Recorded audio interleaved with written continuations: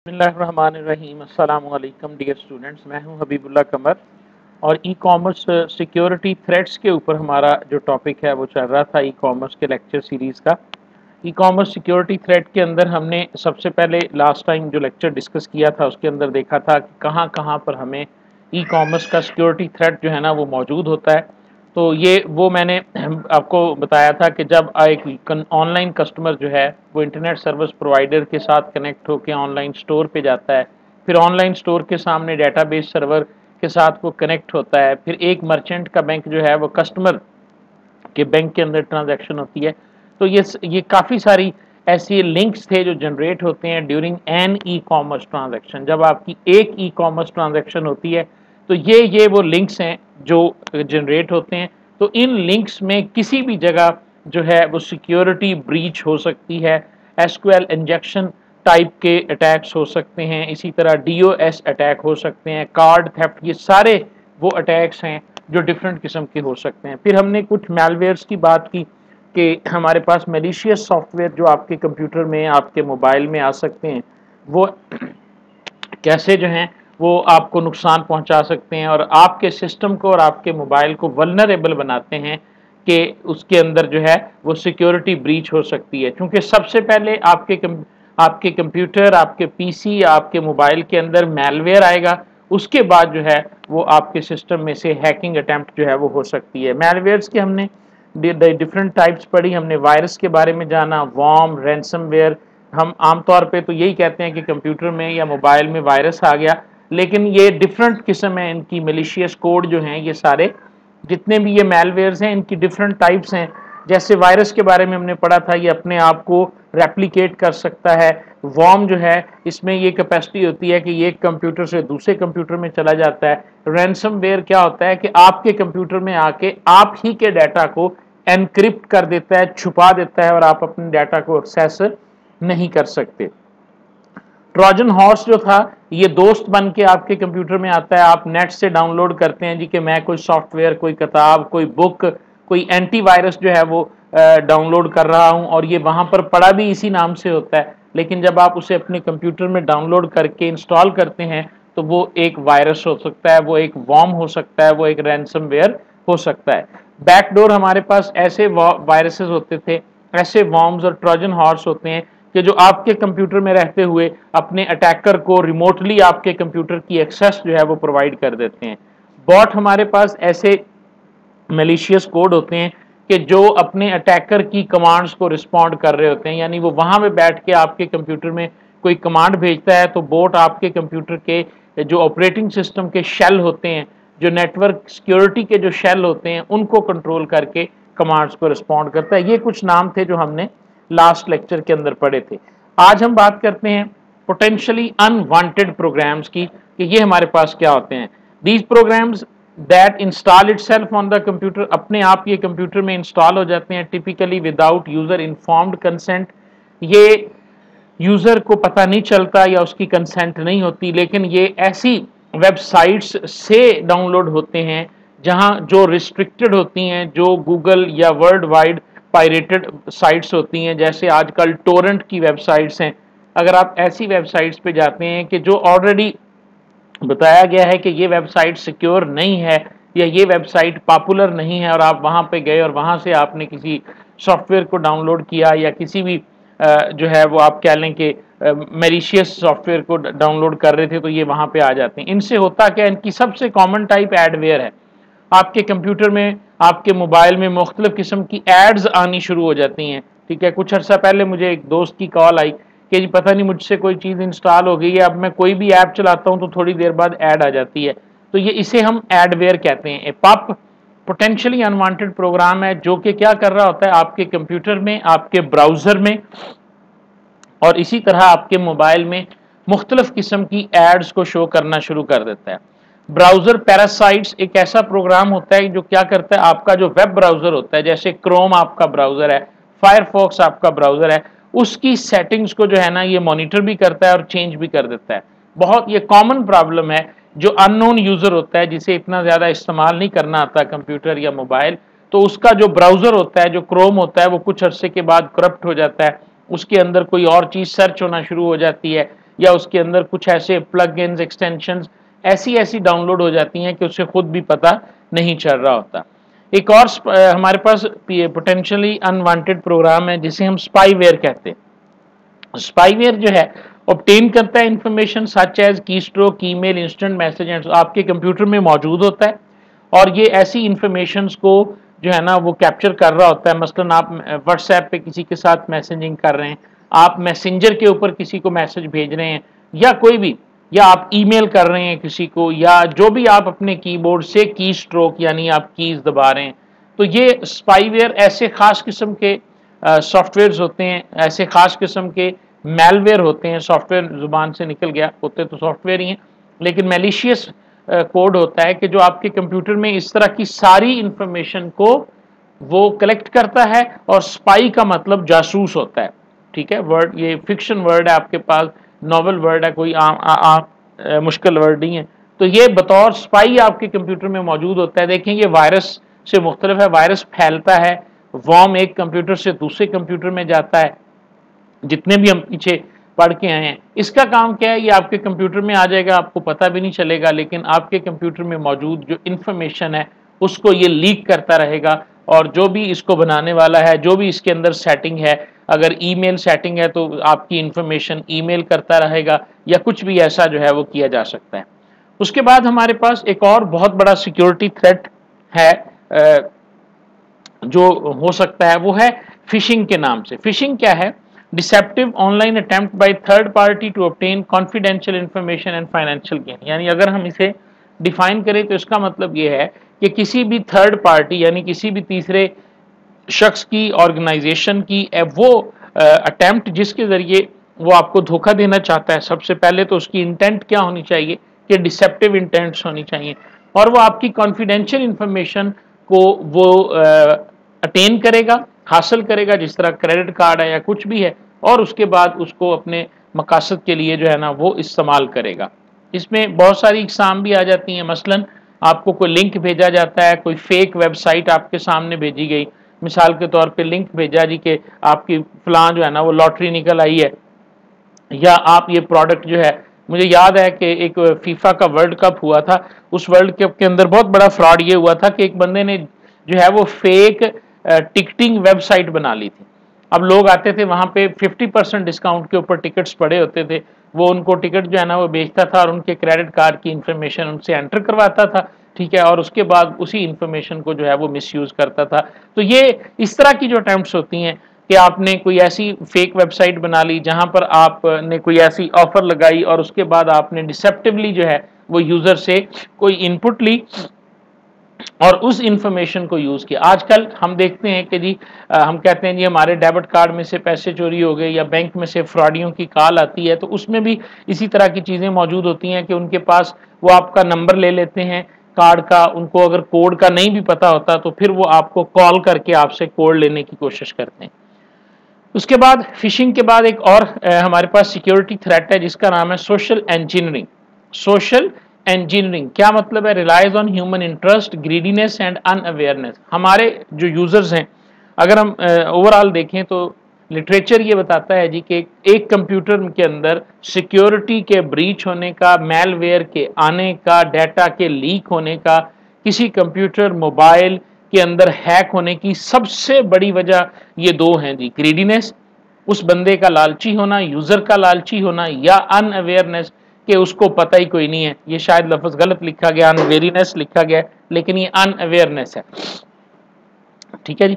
असल में उसका अनअवेयर होना, उसको पता ही नहीं है कि मैंने किस यानी मैंने लास्ट वीडियो में भी आपके साथ शेयर किया था वो पीएम वाला, कि हम लोग लिंक पे क्लिक करते हैं और एड्रेस को, वेब एड्रेस को तो हम देखते नहीं कि ये वेब एड्रेस किस चीज का है, क्या इसमें कुछ है भी कि नहीं। अभी पिछले दिनों में आप देखें कि पीएम वाली स्कीम आई हुई थी कि जी जाली था जी पीएम। अब कुछ दिन पहले जो है वो एम्प्लॉयज के लिए एक लिंक जनरेट हुआ है कि जिन्होंने जी फलां ये 1996 से लेकर 2021 तक मुलाजमत की है गवर्नमेंट की, वो इस लिंक पे क्लिक करें तो उनको 2,80,000 रुपया जो है वो मिलेगा। तो इस तरह वो लोगों की इंटरेस्ट के बारे में जानते हैं। कैसे जानते हैं? आपका मोबाइल की हिस्ट्री, आपके ब्राउजर की हिस्ट्री को वो पहले हैक करेंगे और उसके बाद वहां से उन्हें पता चल जाएगा। आपके मोबाइल में स्टोर कुकीज डाटा को वो देखेंगे और उन्हें पता चल जाएगा कि आपकी इंटरेस्ट क्या है। फिर वो ग्रीडीनेस को देखेंगे, आप कौन सी चीज़ सर्च करते हैं ज़्यादा, और उसके बाद जो है वो tackle down into the taking an action that will result in downloading of malware. इस हिसाब से वो आपको ट्रैप करेंगे। आम आम मिसाल है कि ज़िंदगी के अंदर अगर एक बंदे को किसी को धोखा देना हो ना, तो सबसे पहले उसकी इंटरेस्ट देखी जाती है कि ये बंदा जो है फलां चीज में बड़ा इंटरेस्टेड है, तो जो चीटर होगा वो उस तरह का ट्रैप उसके लिए तैयार करेगा। तो बिल्कुल सोशल इंजीनियरिंग का मतलब ये है, जिसे आप सोशल मीडिया कहते हैं। ये याद रखिएगा, हम जब सोशल मीडिया के ऊपर अपने सोशल मीडिया को जब हम इस्तेमाल कर रहे होते हैं, तो मैं अक्सर ये बात कर रहा होता हूँ कि हम अपने ख्यालात उन लोगों के साथ शेयर नहीं कर रहे, हम अपने बिहेवियर्स और अपनी इंटरेस्ट जो है वो लोगों के साथ शेयर कर रहे हैं। कभी आप तजर्बा करके देखिएगा कि आप दराज के ऊपर मोबाइल को जाके देखें या शूटिंग को जाके देखें, और उसके बाद आप अपने फेसबुक अकाउंट, इंस्टाग्राम अकाउंट को चलाएंगे, तो आप देखेंगे कि आपके सामने मोबाइल की एड्स आनी शुरू हो जाएंगी, शूटिंग्स की एड आनी शुरू हो जाएंगी। तो वो Draaz.pk और आपकी फेसबुक जो है ये सोशल इंजीनियरिंग करती है। इसके पॉजिटिव और नेगेटिव दोनों इम्पैक्ट हैं। जो हैकर्स होते हैं वो इसको जो है वो नेगेटिव इंटेंट के साथ यूज करते हैं। सोशल इंजीनियरिंग की आपके लिए ट्रैप तैयार किया और आपकी तरफ जो है ना वो फेंका, ताकि आपसे कोई इंफॉर्मेशन गेन की जा सके। और जो ट्रस्टेड वेबसाइट्स हैं, जैसे सोशल इंजीनियरिंग फेसबुक भी करती है, सोशल इंजीनियरिंग गूगल भी करता है। वो क्या करता है कि वो आपके इस्तेमाल से जो है वो आपकी इंटरेस्ट की को जो है ना वो देख रहा होता है कि इस क्लाइंट की या इस बंदे की इंटरेस्ट किस किस में है। चूंकि फेसबुक और गूगल जो है ये इनकी कमाई जो है वो एड्स के जरिए होती है, ये एडवर्टाइजमेंट शो करके कमाते हैं। ठीक है, पब्लिशर हैं ये बहुत बड़े, दुनिया के अंदर सबसे बड़े एडवर्टाइजिंग हैं। तो ये क्या इनका क्लेम क्या है कि ये टारगेट ऑडियंस तक जो है ना वो ऐड पहुंचाते हैं। तो जब मेरे सामने आप देखें, आप एक ही वीडियो को दो बंदे दो मुख्तलिफ मोबाइल पे लगा लें, यूट्यूब पे बैठें, सामने बैठ के एक वीडियो को दो बंदे लगा लें मुख्तलिफ मोबाइल से, मुख्तलिफ कनेक्शन से, तो आप देखेंगे कि जो बंदा देख रहा है वीडियो उसे ऐड और नजर आएंगे, दूसरे को और नजर आएंगे। यही वो मॉडल है जो सोशल इंजीनियरिंग कहलाता है, और इसी मॉडल के तहत जो है वो गूगल और फेसबुक जो है वो काम करते हैं। Thousands of other phishing attacks भी हैं जिनके अंदर स्कैम्स है, और इसी तरह ईबे, पेपाल, सिटी बैंक और बहुत सारे ऐसे बैंक्स हैं जिनके ऊपर, बड़े बड़े जो बैंक्स हैं उनके ऊपर भी अटैक्स हो जाते हैं, और उनके जो कस्टमर्स होते हैं उनके ऊपर भी अटैक हो जाते हैं। लेकिन वो अटैक उस वक्त तक नहीं होते जब तक कोई भी कस्टमर किसी दिए गए लिंक के ऊपर क्लिक नहीं करता, किसी ऐसी ईमेल को रिस्पॉन्ड नहीं करता जो उसे नहीं करनी चाहिए, ठीक है, या वो अपना पिन कोड जो है वो किसी भी तरीके से किसी मैसेज के अंदर, किसी मैसेंजर के अंदर या किसी टेलीफोन कॉल के अंदर जो है वो लीक नहीं करता, उस वक्त तक इस तरह के अटैक्स को कंप्लीट करना मुश्किल है, नामुमकिन फिर भी नहीं है कि कोई भी हैकर जो है, जब एक बंदा जो है वो आपके पीछे पड़ ही जाता है, आपकी ऑर्गेनाइजेशन के पीछे पड़ ही जाता है, तो वो अपनी हिट एंड ट्रायल मेथड के जरिए, यानी वो बार बार अटेम्प्ट करता रहता है, बार बार अटेम्प्ट करता रहता है, और वो आखिर कामयाब हो सकता है या नहीं भी हो सकता, लेकिन कोशिश उनकी यही होती है। सबसे बड़ा टूल हैकर्स के पास, सबसे बड़ा टूल जो ये सिक्योरिटी को ब्रीच करने वाले लोग होते हैं, इनके पास सोशल इंजीनियरिंग है। उन्होंने, यानी अभी जो मैं मिसाल दे रहा था कि जी एक लिंक आया है और उस लिंक पे कहते हैं जी आपको 2,80,000 रुपये मिलेंगे। वो लिंक भी मैं आप लोगों के साथ यहाँ पे शेयर कर सकता था, लेकिन इस वक्त मेरा ख्याल है कि वो मैंने अपने ब्राउजर में से डिलीट कर दिया हुआ है। अब उसके नीचे क्या है, कुछ नहीं बना हुआ, उसके ऊपर सिर्फ एक बटन है जिसको आपने क्लिक करना है, कंटिन्यू का लफ्ज लिखा हुआ है उसके ऊपर, कंटिन्यू पे आप क्लिक करेंगे और एक एग्जीक्यूट होगा कोड उसके पीछे, और वो कोड आपके कंप्यूटर में आ जाएगा। मैंने वो कोड सारा पढ़ा, तो उस कोड के अंदर ये लिखा हुआ था कि 2 दिनों के लिए जो है ना वो इसकी इंफॉर्मेशन जो है वो कुकीज जो है ना वो उसे रिपोर्ट करेगा जिस बंदे ने भी उसे बनाया था। ये सारा कुछ जो है जो हमने सिक्योरिटी थ्रेट्स के बारे में पढ़ा, इसके लिए कुछ खास टर्म्स यूज होती हैं। मसलन हैकर वो आदमी होता है कि जो अनऑथोराइज एक्सेस आपके कंप्यूटर में, मोबाइल में हासिल करता है। क्रैकर वो बंदा होता है कि जो अनऑथोराइज्ड वे में हैक तो करता है, लेकिन उसका तो जो मकसद होता है वो आपको नुकसान पहुंचाना होता है, कोई ना कोई क्रिमिनल इंटेंट के साथ उसने ये काम किया होता है। जो हैकर होता है ये एक सिक्योरिटी स्पेशलिस्ट भी हो सकता है, ये एक इन्वेस्टिगेशन एजेंसी का एजेंट भी हो सकता है कि वो आपके कंप्यूटर में अनऑथोराइज वे में आया लेकिन उसने अपने मकसद को पूरा किया और वो चला गया, या वो आपके कंप्यूटर में अनऑथोराइज वे में आया और उसके बाद उसने आपको बता दिया कि जी आप जो हैं वो ये वाले जो है ना सिक्योरिटी वल्नरेबिलिटी या लूप या हुप जो है वो आपके सिस्टम में मौजूद है। साइबर वैंडलिज्म, इंटेंशनली डिसरप्टिंग, डिफेसिंग और इवन डिस्ट्रॉइंग ए साइट, ये एक टर्म है कि जिसके अंदर किसी भी वेबसाइट को डिफेस कर दिया जाए। डिफेस से मुराद ये है कि जो उसका इंटरफेस था वो उसे नजर ना आए, ठीक है, और या उसे बिल्कुल खराब कर दिया जाए, डिसरप्ट कर दिया जाए, इसे साइबर वैंडलिज्म कहते हैं। Hacktivism add a political twist है, यानी हैक्टिविज्म हमारे पास क्या है, typically attack governments, organization and even individuals for political purposes. आपको पता है सोशल मीडिया के ऊपर इस वक्त तमाम जितनी भी पॉलिटिकल पार्टीज हैं उनके सोशल मीडिया विंग्स हैं जो एक दूसरे पे अटैक कर रहे हैं, ठीक है, किसी भी तरीके से वो अटैक करते हैं और ये अटैक जो है वो गवर्नमेंट लेवल पे भी होता है। जैसे मैंने कहा था साइबर वार और साइबर फोर्स, ये आम लफ्ज है, ठीक है।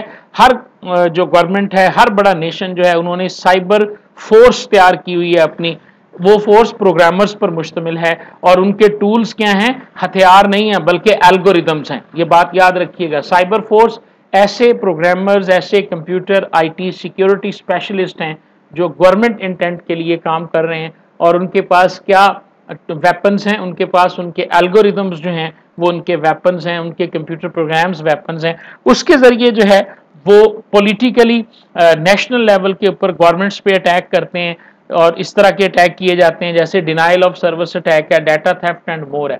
डिनाइल ऑफ सर्विस अटैक क्या होता है जी, कि आप वेबसाइट को इतना बिजी कर दें कि कोई वो दूसरों के लिए इनएक्सेसिबल है। डिनाइल ऑफ सर्विस, आप वेबसाइट को खोलते हैं और वहां पे मैसेज आ जाता है कि नॉट फाउंड का मैसेज आ जाता है या सर्वर टू बिजी का मैसेज आ जाता है। ये सबसे कॉमन अटैक है जो एक वेबसाइट पे किया जा सकता है, क्योंकि हर वेबसाइट की एक कैपेसिटी होती है कि ये एक वक्त में कितने यूजर्स को जो है ना वो सपोर्ट कर सकती है।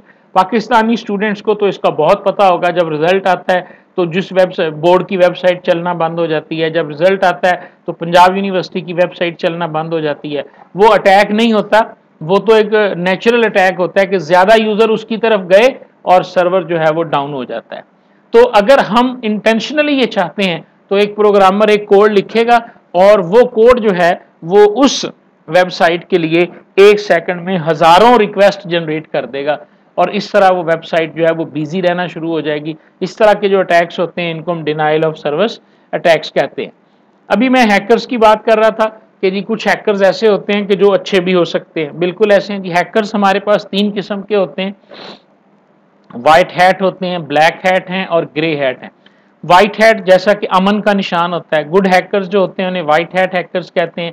इनका काम क्या होता है कि ऑर्गेनाइजेशंस को हेल्प करना, locate and fix security flaws, यानी कि आपका जो सिस्टम होगा उसके अंदर एंटर होने की कोशिश करेंगे एज अ हैकर, और जब वो उस सिस्टम को हैक कर लेंगे तो उस वक्त वो उस एजेंसी को रिपोर्ट करेंगे जी कि ये सिक्योरिटी फ्लॉ मौजूद है, यहां से कोई और हैकर भी एंटर हो सकता है। ये तकरीबन ये व्हाइट हैट हैकर्स की टीम हर बड़ी ऑर्गेनाइजेशंस के पास होती है। इन्हें एथिकल हैकर्स भी कहा जाता है और लोग खुद से भी काम कर रहे हैं। पाकिस्तान का एक स्टूडेंट है, नौजवान है, राफे बलोच, ठीक है, वो एथिकल हैकिंग ही करता है कि उसने एक दफा गूगल क्रोम के अंदर मौजूद सिक्योरिटी फ्लॉ को जो है ना वो लोकेट किया था और गूगल को रिपोर्ट किया था, जिसपे उसे एप्रिसिएशन लेटर भी और कुछ जो है वो कह लें कि आप इनाम भी मिला था। तो बहरहाल एथिकल हैकर्स होते हैं। कुछ हैकर्स हमारे पास ब्लैक हैट हैकर्स होते हैं, who engage in the same kind of activity, काम वो वही करते हैं जो व्हाइट हैट करते हैं बट विदाउट पे, पैसे उन्हें नहीं मिलते। Any buy in from the target organization उसे पैसे नहीं देते बट उनका जो इंटेंट होता है वो उसे नुकसान पहुंचाने का होता है, ठीक है जी। तो ऐसे जो सिक्योरिटी के तौर पे काम कर रहे हैं कि जी हैक करेंगे, हैक करने के बाद ऑर्गेनाइजेशन को बता देंगे, ऑर्गेनाइजेशन उन्हें पे करेगी या नौकरी दे देगी। ब्लैक हैट वो हैं जो पैसों के लिए, नौकरी लेने के लिए नहीं बल्कि उसे नुकसान पहुंचाने के लिए और वहां से किसी किस्म की इंफॉर्मेशन को चुराने के लिए यूज करते हैं। Somewhere in the middle are grey hats, hackers who believe that they are pursuing some greater good by breaking in the revealing system flaws. Grey hat discover weakness in the system security and then publish the weakness without disrupting the site and attempting profit from their finds. ऐसे लोग जो दोनों के तकरीबन दरमियान में है, ना तो वो ऑर्गेनाइजेशन के लिए एज अ वाइट हैट काम कर रहे हैं, ना ऑर्गेनाइजेशन को नुकसान पहुंचाने के लिए वो एज अ ब्लैक हैट काम कर रहे हैं, लेकिन वो उसी तरह की एक्टिविटीज को परफॉर्म करते हैं और जो सिक्योरिटी फ्लॉज होते हैं, जो सिक्योरिटी के थ्रेट्स होते हैं, उनको पब्लिश कर देते हैं लोगों के सामने कि ये प्रॉब्लम हो सकती है, इसलिए आप इसको यूज ना करें। एक इसी तरह की टर्म है डाटा ब्रीच की, जब आप अपने मतलब आउटसाइडर जो होते हैं इंफॉर्मेशन ऑर्गेनाइजेशन की, जब वो आउटसाइडर उसको अटैक कर लेता है और ऑर्गेनाइजेशन उसके ऊपर अपना कंट्रोल लूज कर लेती है, तो फिर हम इसे डाटा ब्रीच का नाम देते हैं। इसके अलावा जी अदर सिक्योरिटी थ्रेट्स में credit and debit card theft है जी, मतलब किसी भी तरीके से मैलवेयर की मदद से या स्पूफिंग की मदद से, ये वो जो मिसाल मैंने आपको दी थी ना, वो स्पूफिंग थी, जो मैंने कहा था कि एक फेक वेबसाइट बना ली जाती है और उसी तरह की मिलती जुलती वेबसाइट आपके सामने भेज दी जाती है, लेकिन उसका आईपी एड्रेस चेंज होता है। फार्मिंग है automatically redirecting a web link to an address different from the intended one. Pharming हमारे पास है कि जी आप क्लिक करते हैं एक लिंक पे तो वो आपको ऑटोमेटिकली किसी दूसरे लिंक पे ले जाता है। स्पैम या जंक वेबसाइट्स हैं जो कि टोटली फेक होती हैं, उनका काम आपसे डिफरेंट किस्म की इंफॉर्मेशन को लेना होता है। आइडेंटिटी फ्रॉड भी इसके अंदर मौजूद है, ठीक है जी। डिनाइल ऑफ सर्विस को हम पहले डिस्कस कर चुके हैं। Sniffing, a sniffer is a type of spying program that monitor information travelling over the network, network में से जो है वो इंफॉर्मेशन को चुराना। और इसी तरह आखिर पे है इनसाइडर अटैक्स, ऐसे अटैक्स कि जो आपकी कंपनी, आपकी ऑर्गेनाइजेशन के अंदर मौजूद रहने वाले लोग जो हैं, नाराज एम्प्लॉयज जो होते हैं, वो आपकी ऑर्गेनाइजेशन पे करते हैं, क्योंकि उनके सामने सिक्योरिटी, पासवर्ड, तरीक़ाकार सारा कुछ होता है। ऐसे अटैक्स भी जो हैं वो हो सकते हैं जी, ठीक है जी। इसी तरह पुअरली डिजाइंड क्लाइंट सॉफ्टवेयर, अगर आपका सॉफ्टवेयर जो है वो अच्छे तरीके से डिजाइन नहीं है, जैसे शुरू में मैंने आपको एग्जांपल दी थी, अगर आपकी डेटाबेस अच्छी डिजाइन नहीं है तो उस पर एसक्यूएल इंजेक्शन का अटैक हो सकता है, ठीक है जी। जीरो डे वल्नरेबिलिटी के प्रीवियसली अनरिपोर्टेड, आपने कोई, आपकी सिक्योरिटी टीम भी मौजूद है, सारा कुछ मौजूद है, लेकिन इसके बावजूद आप किसी एक रिस्क को या वल्नरेबिलिटी जो है, वल्नरेबिलिटी को आप रिपोर्ट नहीं कर सके या उसको आप नहीं देख सके और उसको नहीं बता सके, तो वो पहले दिन ही zero day is one that has been previously unreported, जिसको आपने रिपोर्ट नहीं किया और वो आपके सामने एग्जिस्ट कर गई, आपके सामने आ गई, हो ये वाला एस्पेक्ट तो हमने देखा ही नहीं था, और यहाँ से भी जो है वो अटैक हो सकता है। जब आपने अपनी एप्लीकेशन को तमाम सिक्योरिटी पैचेस में से गुजारते हुए लॉन्च कर दिया और कोई भी हिडन चीज जो है वो आपके सामने रह गई हो। सोशल नेटवर्क सिक्योरिटी इश्यूज हैं, जितने भी ये सोशल मीडिया प्लेटफॉर्म्स हैं, शुरू में जब ये आए थे तो उस वक्त इनकी सिक्योरिटी इतनी जो है वो स्ट्रांग नहीं थी। मैंने बहुत दफ़ा जो पढ़ा है, आपने भी पढ़ा कि जी फेसबुक का डाटा जो है वो मिसयूज़ हो गया, फेसबुक के ऊपर केस भी हुआ पिछले दिनों में जिसे फेसबुक ने लूज़ किया, गूगल में से कोई डाटा जो है वो मिसयूज़ हो गया, तो इस तरह की चीज़ें जो हैं वो मौजूद होती हैं जी, ठीक है जी। तो ये वो सारे रिस्क हैं जो हो सकते हैं एक ई कॉमर्स सिक्योरिटी के अंदर। अब ये ई कॉमर्स के अंदर इतने इंपॉर्टेंट क्यों है और आम इतने इंपॉर्टेंट क्यों नहीं है? वैसे तो ये सारे थ्रेड्स जो हैं एक ऐसे यूजर के लिए, एक ऐसे इंफॉर्मेशन सिस्टम के लिए भी हैं, लेकिन ई कॉमर्स में चूंकि डायरेक्टली फाइनेंस इन्वॉल्व होती है, आप पैसे दे रहे होते हैं, आपके क्रेडिट कार्ड की इंफॉर्मेशन ट्रेवल कर रही होती है, और ई कॉमर्स साइट के ऊपर लोगों ने चीजें खरीदनी है और इसी तरह उन्होंने फाइनेंशियल ट्रांजैक्शन को अकर करना है। अगर ई कॉमर्स साइट या स्टोर या सर्विस जो है वो उनको सिक्योरिटी ही प्रोवाइड नहीं करेगी, तो फिर उनका डाटा जो है वो लीक हो सकता है। उनका कारोबार तो जो होना सो होना है, लेकिन आप देखें कि लोगों को कितना नुकसान पहुंच सकता है। इसलिए बहुत सारे टेक्नोलॉजिकल सॉल्यूशंस हैं जिनको ई कॉमर्स सेटअप्स जो हैं वो देखेंगे कि जी वो टेक्नोलॉजी को यूज़ करेंगे, ठीक है। इसी तरह पॉलिसी सॉल्यूशंस, आपको याद होगा कि हमने जब इस चैप्टर को स्टार्ट किया था तो हमने कहा था सबसे इनर वाली जो लेयर है उसके ऊपर डाटा था, उसके बाद जो सबसे पहला सॉल्यूशन था, जैसे अभी हम कह रहे हैं जी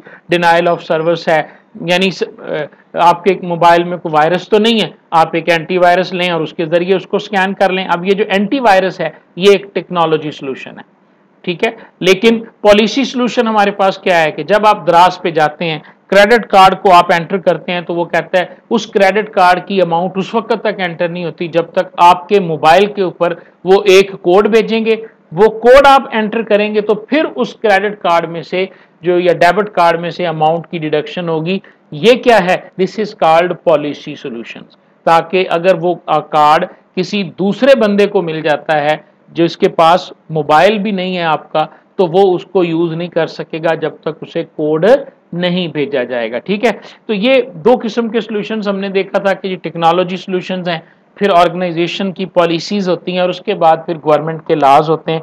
तो कौन कौन से टेक्नोलॉजी सॉल्यूशंस हमारे पास सिक्योरिटी थ्रेट में मौजूद हैं, ये इंशाल्लाह हम अपने नेक्स्ट लेक्चर के अंदर देखेंगे जी। और उसमें सबसे पहला हमारे पास बहुत ही मशहूर ज़माना है, दैट इज एनक्रिप्शन है, और उसके ऊपर हम बात करेंगे जी। Thank you very much.